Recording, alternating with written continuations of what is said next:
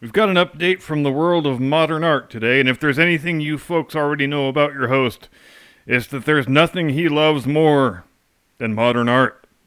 So it was with much excitement that I read the news earlier this week that the city of Palm Springs, California will soon be unveiling something called the AIDS Memorial Sculpture.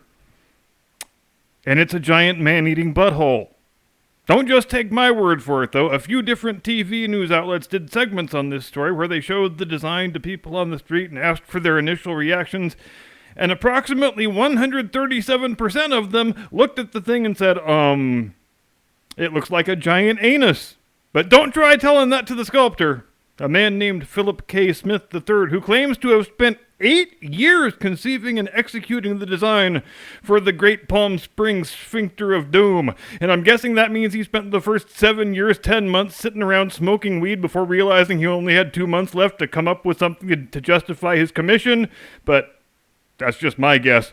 But in the interest of equal time and all of our collective artistic edification, because obviously we're all just a bunch of ignorant, dumbass, benighted bumpkins for thinking this thing looks like a giant man-eating butthole. So I'm going to read from the artist's statement taken directly from the official website of the Palm Springs Balloon Knot Memorial.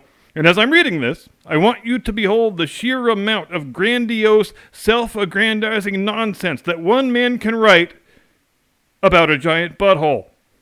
And I'm going to do this in my very best self-satisfied modern artist voice. Quote, "The sculpture that will become the Palm Springs AIDS Memorial is intended to be a touchstone in the community. It is an artwork that is meant to be tactile, encouraging touch to facilitate connection and engagement. AIDS is about people, and the artwork has been scaled to be at the human scale. The circular torus shape inspires a connected, round, cornerless form that provides space for the community and the individual across its surface. The community face, composed of a series of varied concentric carved circles that are smooth, flat, angular, matte, satin, and gloss, evokes the quilt of humanity that is touched by AIDS. Extending across this varied topography is a series of precise matte carved lines representing the aberration in the community fabric that has bonded us together. The individual face is conceived as a series of smooth, undulating fins like water lifting.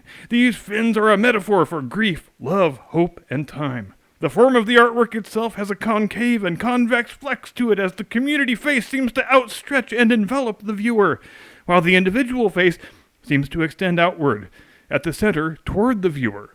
It is my hope that this sculpture serves as a touchstone in the community for all people, needing a space for calm, quiet, understanding, introspection, and hope." Close quote. Wow, this guy really wants people to touch his butthole, doesn't he? Now, setting aside the question of why anybody would want to make a memorial to a virus, I've got a whole series of questions that I want. What's that, Jim Eagle?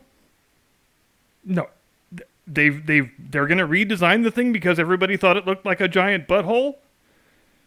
They can't do that. I didn't even get to use most of my jokes. Like how visitors are welcome to explore the inside of the orifice as long as they buy the sculpture a really nice dinner and get it very, very drunk first. Or how it's got a special kinetic motion feature where it puckers if you touch it too close to the rim. Now the entire frickin' segment's ruined. God damn it.